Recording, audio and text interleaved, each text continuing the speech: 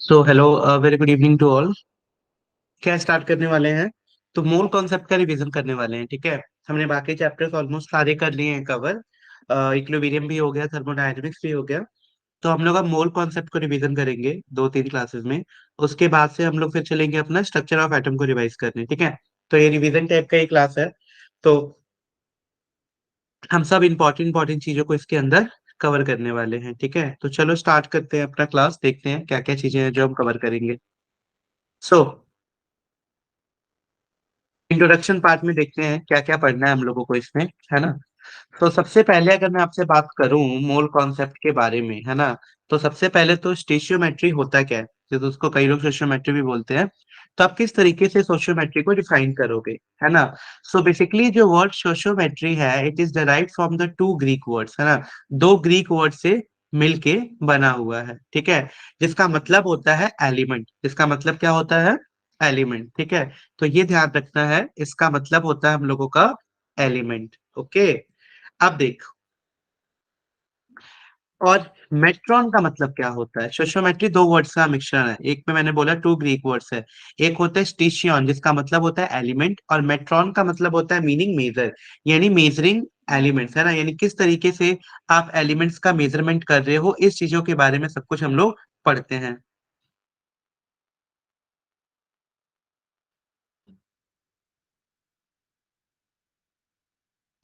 ठीक है। तो इस तरीके से हम इसको ध्यान में रख सकते हैं। सो इस दोनों वर्ड का मतलब समझ लेना बेटा।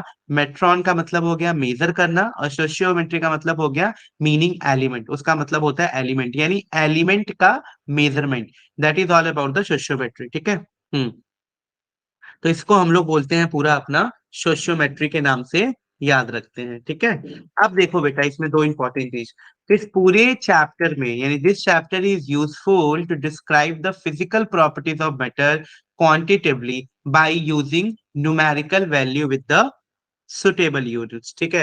यानी इस चैप्टर में पूरा हम लोग क्या करने वाले हैं, डिस्क्राइब पूरे फिजिकल प्रॉपर्टीज ऑफ मैटर को क्वांटिटेटिवली पढ़ने वाले हैं, कि किस तरीके से उसको मेजरमेंट करते हैं, क्या तरीका होता है फिजिकल क्वांटिटी को मेजर करने का, एंड ऑल दिस थिंग, ठीक है। तो ये हम लोग का इंपॉर्टेंट रहने वाला है। तो चलो थोड़ा सा क्लासिफिकेशन बता देता हूँ सबसे पहले मैं आप लोगों को, कि किस तरीके से आप लोग मैटर का क्लासिफिकेशन करते हो, ठीक है। सो अगर आपको कोई बोले कि आपको मैटर का क्लासिफिकेशन करना है, ठीक है, आपको किसका क्लासिफिकेशन करना है बेटा, मैटर का। तो अगर आपको मैटर का क्लासिफिकेशन करना है, तो किस तरीके से आप मैटर का क्लासिफिकेशन कर सकते हो, राइट। तो मैटर का क्लासिफिकेशन आप किस तरीके से कर सकते हो बेटा। मैटर जो होता है वो दो चीजों में डिवाइड होता है, that is mixture and pure substances, ठीक है। तो सबसे इंपॉर्टेंट चीज है कि ये दो चीजों में वो होता है हम लोगों का, that is mixture and pure substances, ठीक है। मिक्सचर और प्योर सब्सटेंसेस के बीच में, ठीक है। तो एक तो ये इंपॉर्टेंट चीज है। मिक्सचर को फर्दर क्लासिफाई किया गया है homogeneous mixture and the heterogeneous mixture, right. So mixture further classify into two types, homogeneous mixture and heterogeneous mixture. Now if I'm talking about the pure substances also classify into the two types, whether they are from elements or compound. So this is the general classifications of matter. समझ आ गया सबको कि matter को किस तरीके से हम लोगों ने मिक्सचर और प्योर सब्सटेंसेस में क्लासिफाई किया गया है। मिक्सचर फर्दर दो टाइप के होते हैं, homogeneous mixture and heterogeneous mixture. और प्योर सब्सटेंसेस जो है वो भी दो टाइप्स के होते हैं, एलिमेंट्स और कंपाउंड फॉर्म में, ठीक है। अब देखो बेटा, मिक्सचर्स को फर्दर जो दो भागों में हमने क्लासिफाई किया था वो कौन कौन सा था।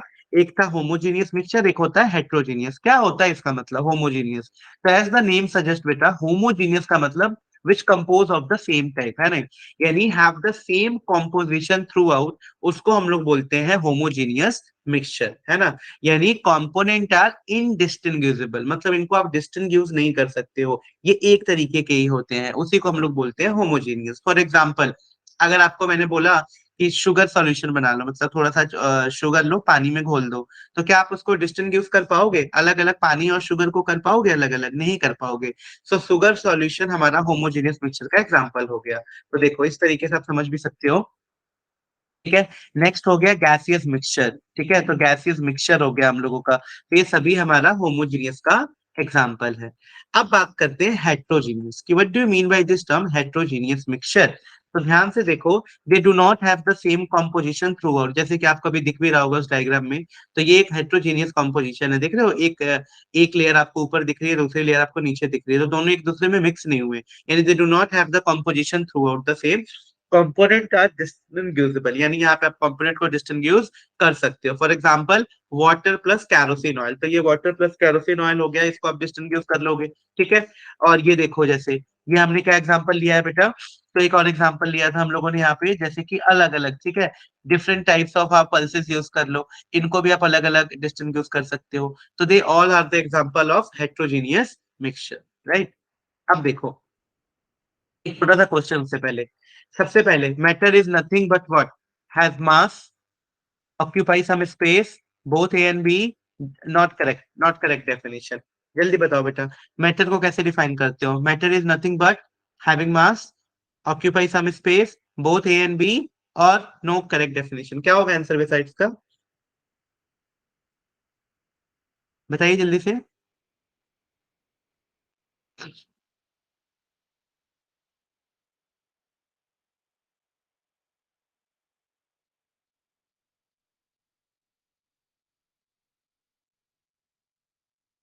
Matter is nothing but has mass, occupies some space, both A and B, no correct definition.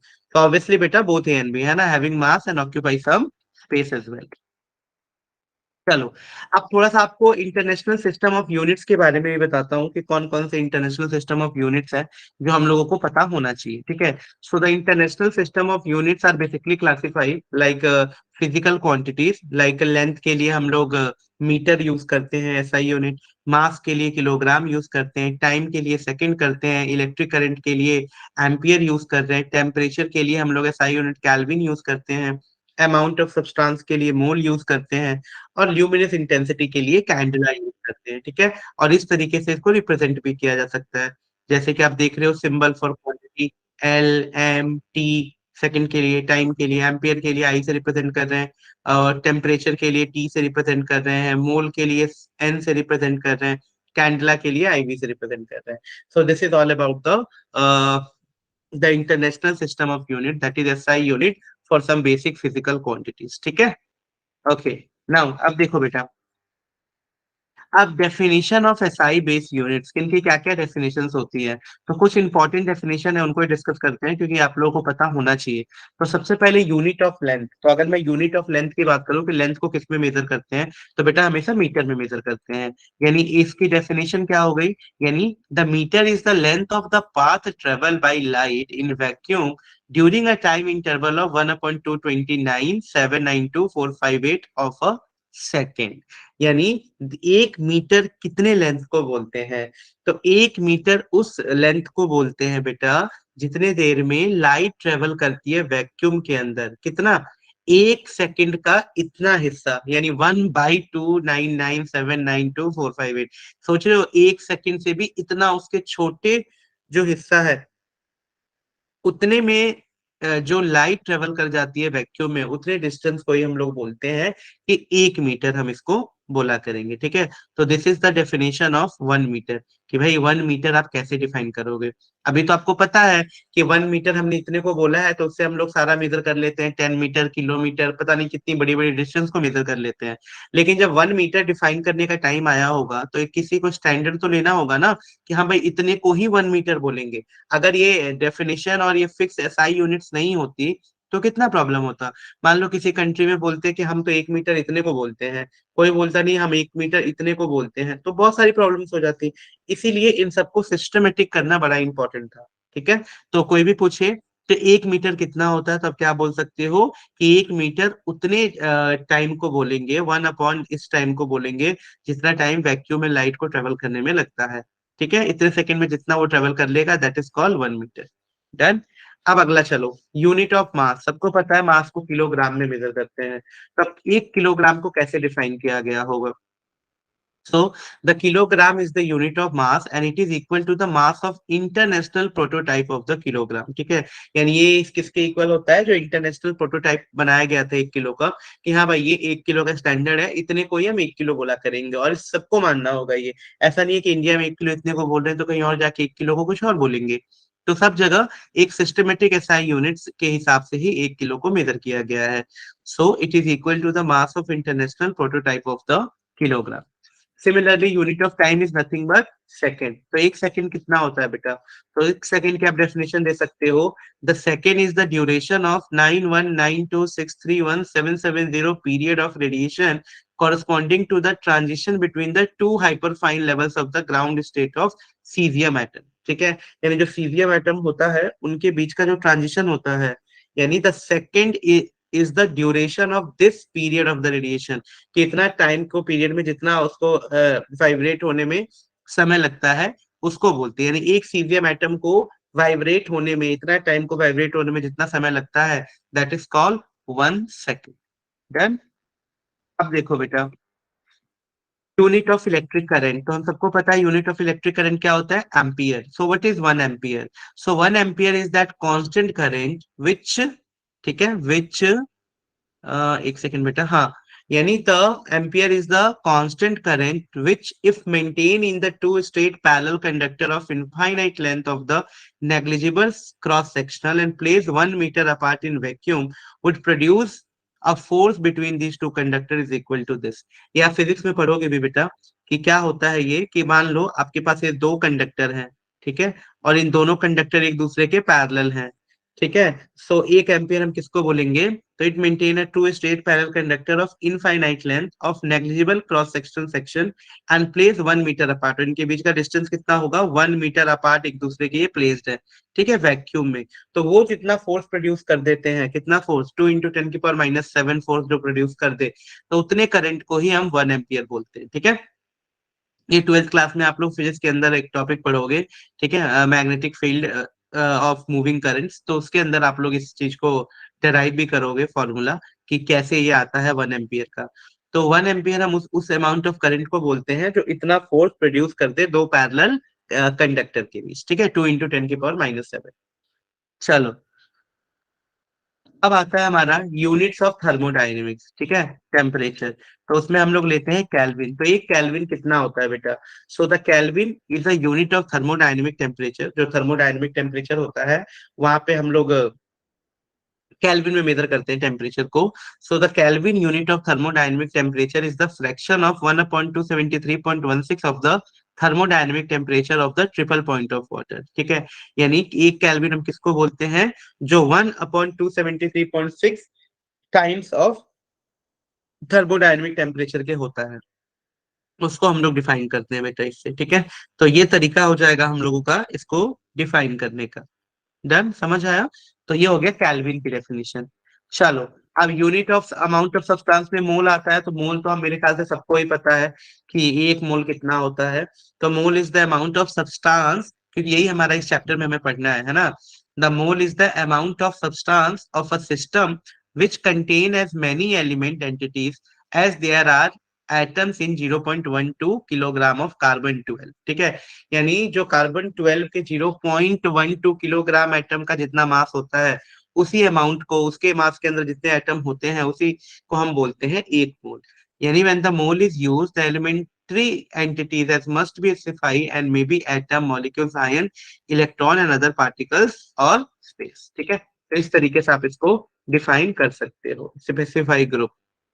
तो 1 मोल तो याद रहेगा ही आपको, ऐसे भी आप याद रख सकते हो 1 मोल किसको बोलते हो, कि 6.023 × 10⁻23 एटम, मॉलिक्यूल्स और आयन को ही हम लोग 1 मोल बोलते हैं, ठीक है। तो हम बोल सकते हैं एक स्टैंडर्ड फॉर्म में कि कार्बन का जो C12 आइसोटोप होता है, C12 वाला, उसके 0.012 किलोग्राम मास के अंदर जितने एटम्स होते हैं, उतने को ही हम लोग 1 मोल से डिफाइन करते हैं, ठीक है। अब ल्यूमिनस इंटेंसिटी की यूनिट होती है कैंडला। सो कैंडला क्या होता है भाई? So the candela is the luminous intensity in a given direction of a source that emits monochromatic radiation having frequency 540 into 10 to the power 12 hertz, and that has a radiant intensity in the direction of 1/683 watt per radiation। यानी 1/683 watt per radiation की जो intensity produce करते हैं, जिससे जितनी intensity produce हो जाए, उसी को हम लोग बोलते हैं कैंडला की। ये 1 कैंडला के इक्वल होगा। तो ये एक छोटी छोटी सी डेफिनेशन थी कि आप कैसे 1 कैंडला, 1 केल्विन, 1 लीटर, 1 किलोग्राम, इन सबको आप डिफाइन करते हो। ठीक है, तो एक छोटा सा क्वेश्चन है, बताना सभी लोग। What is the triple point of water? कोई बताएगा क्या? ट्रिपल पॉइंट ऑफ वाटर क्या होता है? बताओ जल्दी से कोई भी। What is the triple point of water?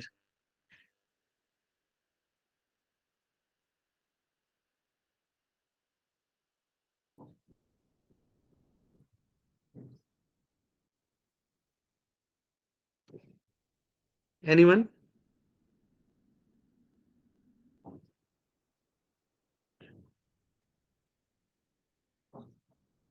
What is the triple point of water? Can anyone tell me? Triple point of water क्या होगा?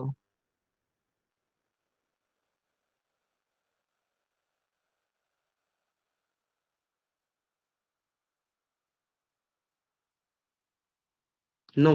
चलो, तो बेटा 1 अपॉन अभी पढ़ा था, 1/273.16 डिग्री सेल्सियस को ही हम लोग ट्रिपल पॉइंट ऑफ वाटर बोलते हैं। ठीक है। What is the unit of luminous intensity? क्या होगी ल्यूमिनस इंटेंसिटी की unit? So what is the unit of luminous intensity? Ampere, mole, candela या फिर केल्विन? क्या होगा? तो सबको पता है कैंडला, तो कैंडला हम लोगों का हो जाएगा यूनिट ऑफ ल्यूमिनस इंटेंसिटी। ठीक है। Now what is the symbol of electric current? तो हम सबको पता है इलेक्ट्रिक करंट को हम किससे रिप्रेजेंट करते हैं? आई से। ठीक है, so this is the symbol of electric current. Now अब डिस्कस करते हैं थोड़ा सा mass, weight, volume, density and temperature के बारे में, थोड़ा थोड़ा सा जल्दी से। ठीक है, ये पूरा इंट्रोडक्शन वाला पार्ट है। मेन कैलकुलेशन शुरू होगा जब हम लोग अपने स्टार्ट कर देंगे कंसेंट्रेशन डिफाइनिंग टर्म या फिर मोल वाली चीजें। ठीक है, ये भी थोड़ा सा इंट्रोडक्शन पार्ट है जो तुम्हारा केमिस्ट्री फिजिक्स दोनों में ही काम आएगा। ठीक है, ये सब चीजें पता होनी चाहिए। तो सबसे पहले what is mass and what is weight, और इसके बीच डिफरेंस क्या होता है ये भी समझना है। ठीक है, तो मास एंड वेट को आप कैसे डिफाइन करते हो? तो basically mass of a substance is the amount of matter present in it. कि भाई मास का मतलब क्या होता है? मास ऑफ द सब्सटेंस की कितना मैटर उसके अंदर प्रेजेंट है, यानी mass of the substance is the amount of matter present in it. And weight क्या होता है? Weight is the force exerted by gravity on an object. यानी वेट क्या होता है? तो वेट होता है, weight is the force exerted by gravity on an object. तो इस तरीके से आप समझ सकते हो कि क्या मास होता है और क्या हमारा वेट होता है। यानी mass of the substance is the amount of matter present in it, कि कितना उसके अंदर मैटर प्रेजेंट है उसको तो हम मास बोलेंगे। और वेट क्या होगा? तो weight is the force exerted by gravity on an object, कि कितना फोर्स एक्सर्टेड हो रहा है ग्रेविटी का किसी भी ऑब्जेक्ट में। तो इससे हम मास और वेट में डिफरेंशिएट भी कर सकते हैं। Now the mass of the substance is constant where its weight may be vary from one place to another place due to change in gravity. ठीक है, तो ग्रेविटी के चलते मास जो है वो अलग अलग आएगा। फॉर एग्जाम्पल, अगर आप देखो यहाँ पे, तो मैं बोलूं कि यहाँ पे मास किसी का अर्थ है, तो अर्थ पे मैंने किसी का मास बोला 120 ग्राम का है। ठीक है, 120 ग्राम का है। वेट कितना हो जाएगा? तो 120 इंटू 10, क्योंकि मान के चलो ग्रेविटी 9.8 है, 10 मान लिया, तो 1200 न्यूटन का वेट हो गया। अगर वही हम मून पे चले गए तो हमारा मास कितना रहा? मास तो अभी भी वही है 120, लेकिन वेट यहाँ पे कितना हो गया? 200 न्यूटन, क्योंकि वहां पे ग्रेविटी 1/6 है ना, ग्रेविटी वहां पे कम है अर्थ के कंपेरिजन में। तो वही मैं समझाने की कोशिश कर रहा हूँ कि the mass of the substance is constant where its weight may vary from one place to another place due to change in gravity. ठीक है, तो हमें पता है कि मास जो होता है वो अमाउंट ऑफ मैटर होता है, जबकि जो वेट होता है वो ग्रेविटी पे डिपेंड करता है। इसीलिए वहां पे 1/6 टाइम्स हो गया, है ना। Now the SI unit of mass is kilogram, 1 kilogram में 1000 ग्राम होते हैं, ये भी याद रखना है। नाउ अब वॉल्यूम की बात करो जरा। तो volume has the unit of length की power cube, so in SI system volume has the unit of metre cube. Smaller volumes are denoted in centimetre cube and decimetre cube units.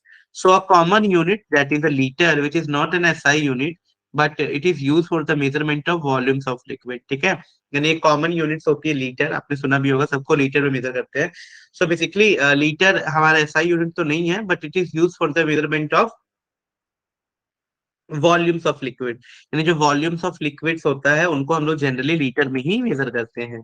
अब 1 litre का relation क्या होता है भाई? Centimetre, millilitre और decimetre से। तो याद रखना 1 litre is equal to 1 decimetre cube, is equal to 1000 ml is equal to 1000 cm3। तो ये रिलेशन आप लोग को बहुत अच्छे से याद रखना है, ठीक है। कन्वर्जन में बहुत जरूरत पड़ती है कि 1 लीटर को या 1 डेसीमीटर क्यूब भी बोलते हो, यानी 1 litre is equal to 1 decimetre cube is equal to 1000 ml also is equal to 1000 cm3। तो ये हो जाएगा 1 लीटर की डेफिनेशन। अब बात करते हैं हम लोग डेंसिटी की, कि डेंसिटी क्या होता है। तो basically density is defined as the ratio of mass upon volume. सबको ही पता है कि डेंसिटी मास अपॉन वॉल्यूम का एक रेशियो होता है ना। यानी density of the substance is the amount of mass per unit volume. ना what is the SI unit of density? तो मास का किलोग्राम हो गया, वॉल्यूम का मीटर हो गया, क्यूब हो गया, तो किलोग्राम मीटर क्यूब इनवर्स है ना। Density is also express in the terms of gram centimetre cube. Now अब टेम्परेचर की बात कर लेते हैं थोड़ा सा। So there are 3 common scales to measure the temperature, और ये बड़ा इंपॉर्टेंट है बेटा, स्केल्स आपको पता होना चाहिए। बहुत बार इससे क्वेश्चन पूछा जाता है कि किस तरीके से आप केल्विन से डिग्री सेल्सियस से केल्विन या फ़ारेनहाइट में कन्वर्ट होते हो। So basically there are 3 common scale to measure the temperature. पहला है डिग्री सेल्सियस, दूसरा है फ़ारेन डिग्री यानी डिग्री फ़ारेनहाइट, और तीसरा है हमारा केल्विन, ठीक है। तो फ़ारेन डिग्री और सेल्सियस में क्या रिलेशन है, पहले तो आप ये याद रखो। तो फ़ारेनहाइट और डिग्री सेल्सियस में बेटा ये रिलेशन है कि Fahrenheit is equal to 9/5 degree Celsius plus 32, ठीक है। डिग्री सेल्सियस प्लस 32 यानी Fahrenheit is equal to 9/5 degree Celsius plus 32। तो इस तरीके से आप फ़ारेनहाइट और डिग्री सेल्सियस में रिलेशन निकाल सकते हो। ये समझ आया? फ़ारेनहाइट किस तरीके से डिग्री सेल्सियस से रिलेटेड है। तो ये तरीका है बेटा फ़ारेनहाइट का डिग्री सेल्सियस से रिलेट होने का, कि जो फ़ारेनहाइट होता है वो 9/5, ठीक है, 9/5 डिग्री सेल्सियस प्लस 32, ठीक है। तो ये एक याद रखना है। अब कैल्विन स्केल किस तरीके से सेल्सियस से रिलेटेड है, तो आपको मोस्टली सबको पता ही है कि कैल्विन इज इक्वल टू जितना भी डिग्री सेल्सियस दे रखा हो उसमें 273.15 आप ऐड कर दिया करो। So this is how the Kelvin scale is related to the Celsius. दोनों क्लियर हो गया कि भाई फ़ारेनहाइट का सेल्सियस से क्या है, तो Fahrenheit is equal to 9/5 degree Celsius plus 32, और ये डिग्री सेल्सियस प्लस 273.15। तो इस तरीके से आप इन दोनों का रिलेशन याद रख सकते हो। जल्दी बताओ भाई, क्लियर है ये चीज?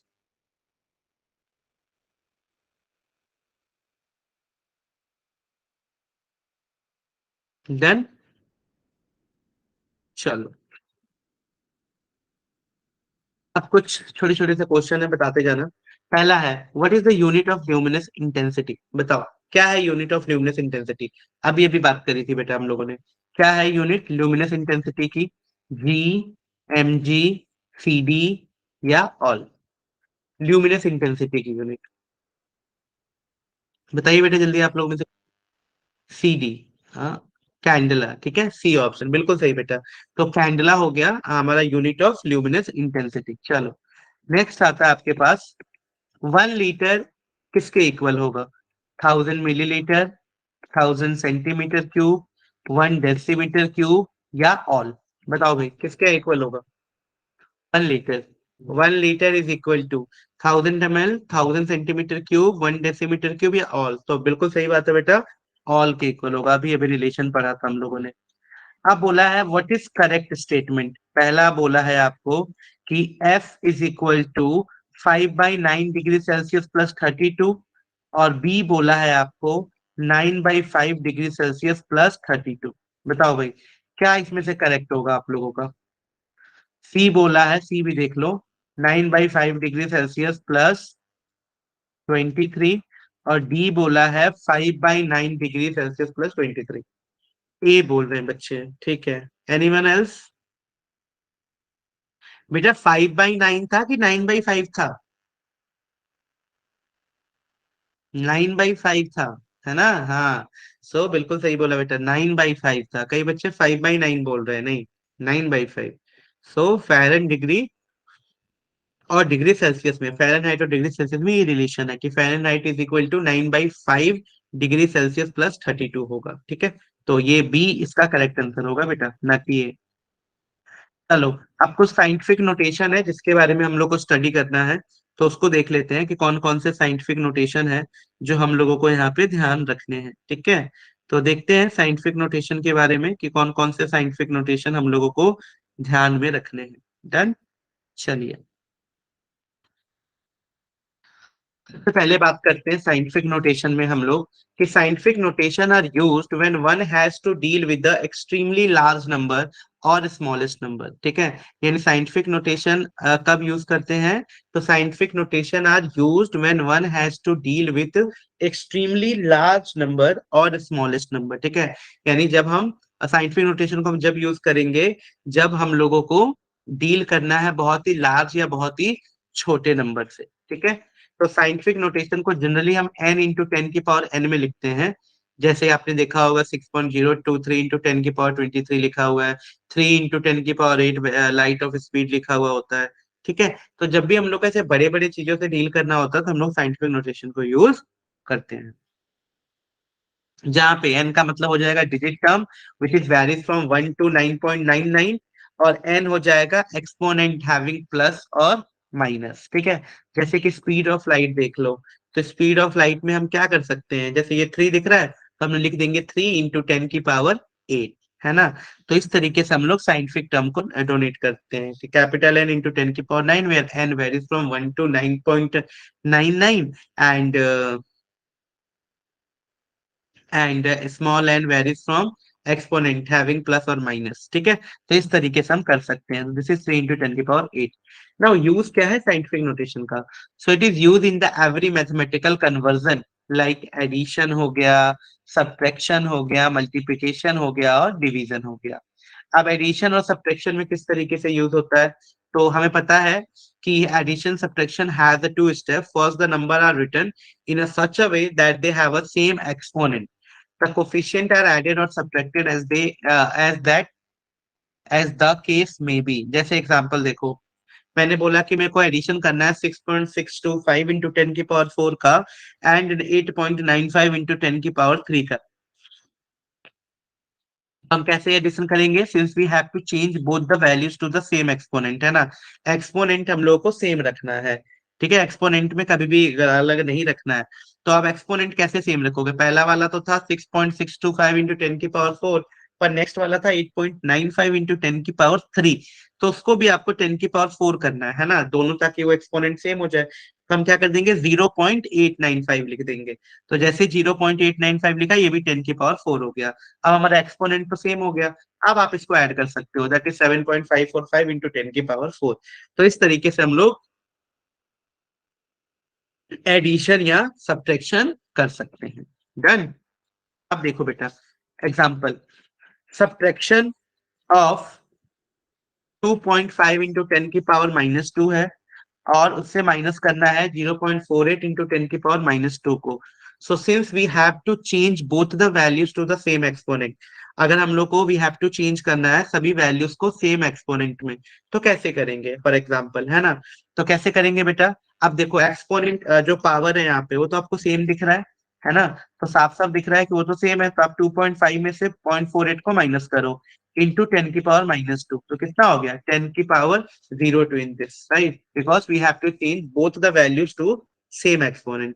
तो वो तो एक बार देख लो, आप क्वेश्चन में भी आपको क्या दे रखा था कि सब्ट्रैक्शन करना है इसका, तो इस तरीके से आप सब्ट्रैक्शन कर सकते हो। जबकि यहाँ पे देख रहे हो पावर अलग था, यहाँ 3 था, यहाँ 4 था, तो हमने 3 और 4 की पावर को पहले सेम किया। ठीक है, यहाँ पे करने की जरूरत नहीं है, दोनों का सेम ही दे रखा है, 10 की पावर -2, 10 की पावर -2। डन। चलो, मल्टीप्लिकेशन डिवीजन में क्या करते हैं? So these two operation follow the same rules which are there for the exponential number. ठीक है, फॉर एग्जांपल मान लो मेरे पास 5.6 इंटू टेन की पावर 5 है, और उसको मल्टीप्लाई करना है 6.9 इंटू टेन की पावर 8 से। तो सबसे पहले तो हमें यही चीज देखना पड़ेगा यहाँ पे। तो कुछ नहीं करो, जो भी एक्सपोनेंशियल फॉर्म है उसको आप ऐड कर दो। तो ये हो जाएगा 5.6 इंटू 6.9 का मल्टीप्लाई, और इंटू टेन की पावर हो जाएगा, नीचे तो दोनों सेम ही है, तो 5 + 8 हो गया। डन। तो इस तरीके से हम कर सकते हैं। मान लो, अब एक एग्जांपल लेते हैं, express the following in the scientific notation. आपको इसको साइंटिफिक नोटेशन में एक्सप्लेन करना है सभी को। तो मुझे सबसे पहले बताओ, पहले वाले को कैसे करोगे साइंटिफिक टर्म्स में बेटा? पहले वाले को,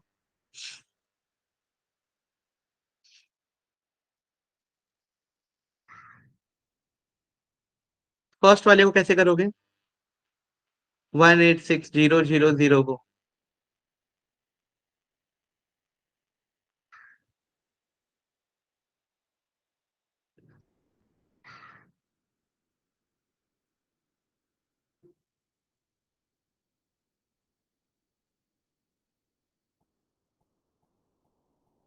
एनी आइडिया?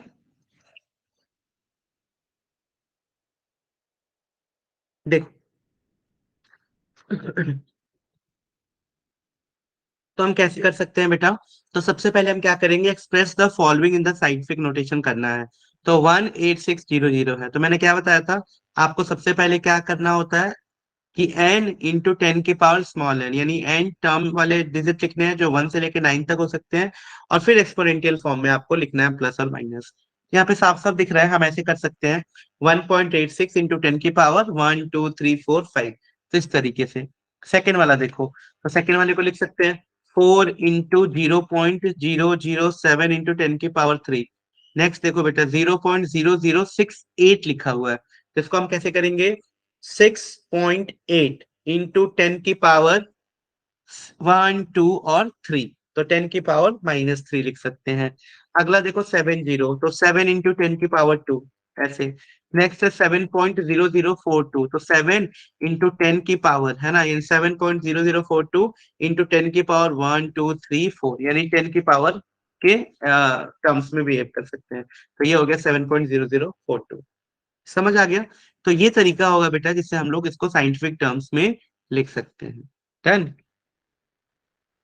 अब आता है आपके पास कि what do you mean by this term significant figures, कि ये सिग्निफिकेंट फिगर्स क्या होते हैं। ठीक है, कई बार तुमसे कोई पूछता है कि सिग्निफिकेंट फिगर्स बताओ, किस तरीके से आप ये कॉमन करते हो, किस तरीके से आप लेते हो, 3.7 को आप 4 ले लेते हो, राउंडिंग ऑफ क्या होता है, तो वो सब चीजें ये।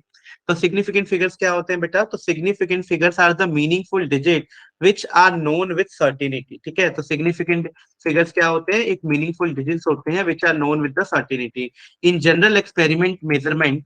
ठीक है, हम क्या बोलते हैं एक्सपेरिमेंटल में कि एक तो प्रिसाइज वैल्यूज होती है जो नियर वैल्यूज होती है, और एक्यूरेट वैल्यू होती है जो एग्जैक्ट वैल्यू होती है। यानी जब भी हम जनरली किसी चीज का एक्सपेरिमेंट करते हैं, जैसे हमने बोला कि किसी चीज को मेजर करना है, तो मेजर करने पे जो वैल्यूज बार बार आ रही है, जैसे मैंने बोल रहा हूँ बार बार मेजर करने पे ये कोई लेंथ है जो बार बार मेजर करने पे 10.1 10.2 10.1, ऐसे बार बार 10.1 10.1 बहुत बार मेजर करने पे आ रहा है, तो वो प्रिसाइज वैल्यू कहलाएगी, यानी जो सबसे नियरेस्ट वैल्यू है। और एग्जैक्टली जिसको मेजर करना था वही आ गया, that is called accurate value. ठीक है, तो ये प्रिसाइज और एक्यूरेट की बात हो गई। यानी इंपॉर्टेंट ऑफ सिग्निफिकेंट फिगर में the uncertainty in the experimental और calculated values are indicated by the significant figures. Example, मान लो animation of a practical room की बात कर रहे हैं, तो ये देखो जैसे हमने क्या किया यहाँ पे, ध्यान से समझना।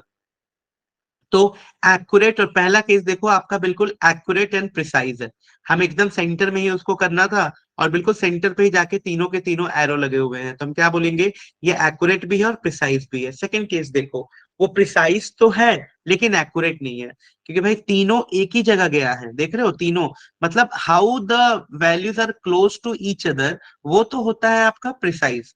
और एक्यूरेट का मतलब होता है कि बिल्कुल भाई जहां मेजर करना था वहीं पहुंचा हो। तो सेकंड केस में आप देख रहे हो कि वो प्रिसाइज तो है क्योंकि तीनों वैल्यूज एक दूसरे के आसपास है, वो तीनों एरो जो लगे हुए हैं, लेकिन कोई भी सेंटर में नहीं लगा, इसका मतलब वो एक्यूरेट नहीं है। थर्ड केस देखो, तो ये तो ना एक्यूरेट है और ना ही प्रिसाइज है, ना तो एक दूसरे के क्लोज है और ना ही वो सेंटर में जाके लगे हैं, तो इसको बोलेंगे नॉट एक्यूरेट नॉट प्रिसाइज। तो आई होप आप एक्यूरेसी और प्रिसाइज का मतलब तो यहाँ से समझ चुके होंगे। ठीक है, किसको एक्यूरेट और किसको प्रिसाइज हम लोग बोलते हैं। ठीक है, अब एग्जाम्पल देखो, if the true values are 2 gram from these three which is accurate and precise, तो क्या क्या यहाँ से एक्यूरेट और प्रिसाइज होगा वो समझो। तो मेजर वैल्यू बाई किसी स्टूडेंट जिसका नाम ए लिख लेते हैं, तो measure value by A student is equal to 1.95 and 1.93 grams. तो भाई किसी की ट्रू वैल्यू 2 ग्राम की थी और किसने जब मेजर किया तो एक बार 1.95 आया, 1.93 आया। फिर दूसरे किसी स्टूडेंट ने मेजर किया तो 1.94 एंड 2.05 आया। फिर तीसरे किसी स्टूडेंट ने मेजर किया तो 2.01 एंड 1.99 आया। तो इसका मतलब क्या है, इसका मतलब यहाँ पे क्या है बेटा, so for these three which is accurate and precise, बताओ तो कौन इसमें से एक्यूरेट और प्रिसाइज दोनों है। तो आप बोल सकते हो ना सी वाला। क्यों? क्योंकि हमें 2 ग्राम को मेजर करना था तो उसके आसपास ये 2.01, और जो दूसरी वैल्यू है वो भी 2.01 के बिल्कुल पास है। जबकि अगर आप ए का देखो तो मेजर 2 करना है और वह है 1.95, तो ये प्रिसाइज तो है, प्रिसाइज तो है बट एक्यूरेट नहीं है। और अगर आप सेकंड वाले को देखो तो 1.94 एंड 2.05, मतलब ये क्या हो गया है कि ये ना तो एक्यूरेट है और ना ही प्रिसाइज है, जबकि तीसरा वाला एक्यूरेट भी है और प्रिसाइज भी है। तो इस हिसाब से हम समझ सकते हैं, यानी जो सी होगा, स्टूडेंट सी ने जो मेजर किया वो बिल्कुल सही मेजर किया। आया समझिए। तो क्या होता है rules for determining the number of significant figures बेटा। तो इस रूल में समझो कि किस तरीके से हम सिग्निफिकेंट फिगर्स को डिटरमाइन करते हैं। तो पहला, all non zero digits are significant, यानी जितने भी नॉन जीरो डिजिट्स होते हैं वो सभी सिग्निफिकेंट है। फॉर एग्जाम्पल, अगर मैं बोलूं इंटू 85 सेंटीमीटर, इसमें कितने सिग्निफिकेंट फिगर्स हैं। तो देखो, 2 है, 8 है, 5 है, यानी 3 सिग्निफिकेंट फिगर। इसमें कितने सिग्निफिकेंट फिगर है बेटा? 3। उसी तरीके से नेक्स्ट है, zero preceding to first non zero digit are not significant. For example, जैसे zero preceding to first non zero, यानी उससे आगे लगता है अगर जीरो, यानी अगर मैं बोलूं कि 0.03 has a one significant figure and 0.0052 having two significant figure, मतलब अगर जीरो लग जाता है किसी भी नॉन जीरो डिजिट से पहले, तो उसको सिग्निफिकेंट में काउंट नहीं करोगे। यानी जैसे 0.03 लग गया, तो 3 से पहले जीरो लगाया तो जीरो को काउंट अप नहीं करोगे, उसमें सिर्फ एक सिग्निफिकेंट है। जबकि दूसरे वाले में देखो, ये जीरो दो बाहर पहले लग गए तो दो सिग्निफिकेंट्स है। तो इस तरीके से आप सिग्निफिकेंट फिगर्स के बारे में बात कर सकते हो। अगला देखो, zeros between two non zero digit are significant, मतलब जैसे मान लो ये है 2.005, तो इसमें ये जीरो काउंट होगा, यानी ये टोटल 1 2 3 4 सिग्निफिकेंट फिगर्स हो जाएंगे। Yani the zero between the two non-zero digits are significant. Now, zero at the end or the right of the number are significant provided they are on the right side of the decimal point. For example, जैसे ये है 0.200, तो ये 3 significant figures कहलाएगा। अगर यही zero आगे होता तो वो काउंट नहीं होता है ना। नेक्स्ट देखो, if the number ends in zero that are not to be right of the decimal, ठीक है, not to be right of the decimal, the zeros may or may not be significant. जैसे 1500 may have a 2 3 और 4 significant figure, ठीक है।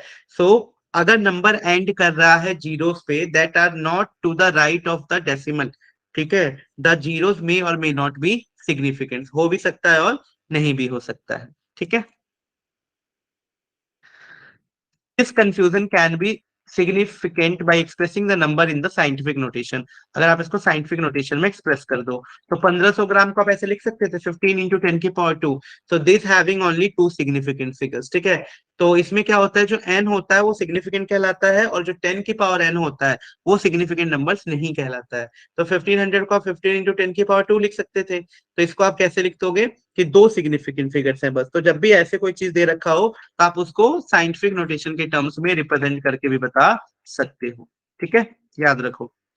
Now अभी देखो, lastly it may be emphasised that the exact integral number balls of 20 egg have a infinite significant figures can be represented by writing this number into zero after placing a decimal. For example से देखो, जैसे 2 है तो 2.00000 और 20 is equal to 20.000। तो इससे क्या समझ आ रहा है हम लोगों को? तो इससे हम लोग को ये समझ आ रहा है बेटा कि जो एग्जैक्ट इंटीग्रल नंबर होते हैं सच एज 2 balls और 20x have a infinite significant figures and they can be represented by writing infinite number of zeros after placing a decimal, ठीक है, आफ्टर प्लेसिंग अ डेसिमल।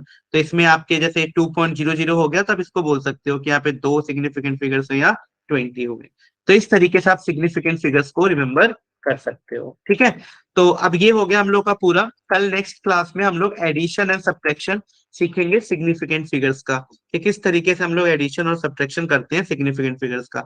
जब तक तुम लोग ये पूरा एक बार रिवाइज कर लेना, और कल से हम लोग फिर वो कंसंट्रेशन डिफाइनिंग टर्म जो पूरा न्यूमेरिकल पोर्शन शुरू होगा वो भी करने वाले हैं। तो आज भी पूरा इंट्रोडक्शन वाला पार्ट था थोड़ा सा, कि क्या सिस्टमेटिक यूनिट्स होती है, किस तरीके से मेजर होता है, क्या एरर होते हैं, क्या सिग्निफिकेंट फिगर्स होते हैं, इन सब के बारे में बड़ा थ्योरेटिकल। तो कल वाली क्लास में हमारा न्यूमेरिकली चीजें आएंगी और न्यूमेरिकल्स इस चैप्टर के स्टार्ट होंगे, ठीक है। सो थैंक यू ऑल, मिलते हैं फिर कल और फिर वहां से स्टार्ट करेंगे।